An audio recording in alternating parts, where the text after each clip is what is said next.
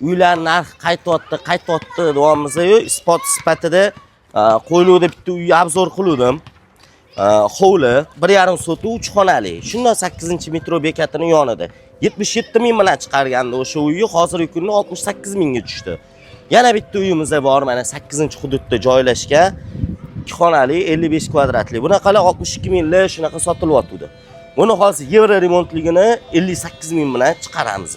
Eminda mana shu xonadonlarni biz o'rtacha где-то shu 62-63 sotyapti. Bugungi kunga kelib mana 58 mingga tayyor kirib yashaydigan asijis qilinganini mana reklamada ko'rsatyapmiz. Bularni ajralib turadigan tarafi nima uchun qimmatroq bo'ladi nisbatan desanglar, qaranglar, zal razmeriga keladigan bo'lsa 6,5 ga 3,15 shunaqa bo'ladi.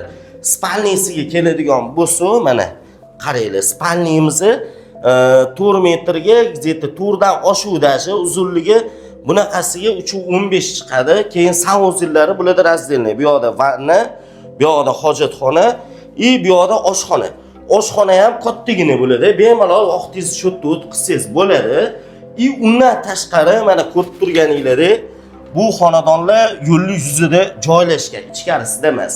58 ming bilan chiqarilyapti.